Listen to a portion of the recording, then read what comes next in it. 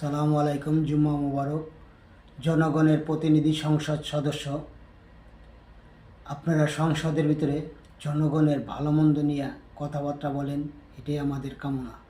আর ভাষা সংযত হয়ে কথা বলা, আপনাদের উচ্চ পর্যায়ে গিয়া এই সংসদ ভবন এর ভিতরে, এই পার্লামেন্টের ভিতরে আপনারা যেসব কথাবার্তা বলবেন, ওই কথাবার্তা আমরা অনেক সময় করব, ওইটাই আমরা অনেক সময় শিক্ষা গ্রহণ করব, কিন্তু ওর ভিতরে উচ্ছৃঙ্খল কথাগুলা আমাদের কাম্য না।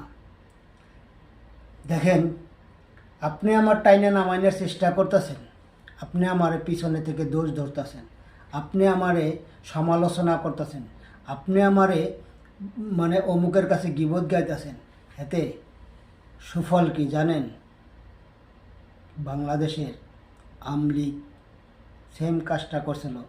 কিছু হইলেই বলতো জামাত বিএনপি গুপ্ত হামলা করছে, জামাত বিএনপি এইটা করছে ওইটা করছে। তো এই সমালোচনাটা এমন একটাই, আপনি আমার সমালোচনা করবেন, এতে আমার কি হবে জানেন?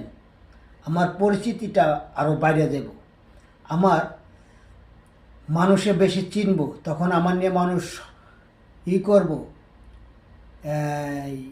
পর্যবেক্ষণ করব, তখন দেখব মানুষ আসলে সে কি, তার ভিতরে কি আছে, সে কি আসলে খারাপ না ভালো, তারা কি এই সেম।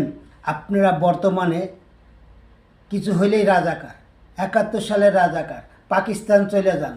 হ্যাঁ, আরে ভাই, পাকিস্তান যাব কেন? আর রাজাকার হইব কেন? রাজাকারের নাতিপুতি হইব কেন? খালি বাংলাদেশ একলা কলম যুদ্ধ করে নাই কা, বিভিন্ন দেশ যুদ্ধ করছে।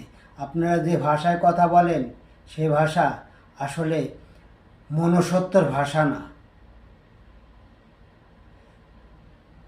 আমি মনে করি জামাতের মতো দল এখনো এই বাংলাদেশে বিরোধী দল হয়েছে বিদায় এখনো জাতীয়বাদী বিএনপি এখনো সংসদে ঠিক মতন পরিচালনা করতেছে। এই যে ছোট ছোট নেতারা বড় বড় বয়ান দেন, পারতলে মাটি ছিল না। ফখরুলের মতন লোকও পল্টনে 1 মিনিটের লিগে ভাষণ দিতে পারে নাই, মানে কি বলবো, মঞ্চ পর্যন্ত যাইতে পারে নাই। পল্টন ময়দানে যখন আপনারা এই সমাবেশ করতে চাইছিলেন, তখন ওই সমাবেশ করতে দেন না।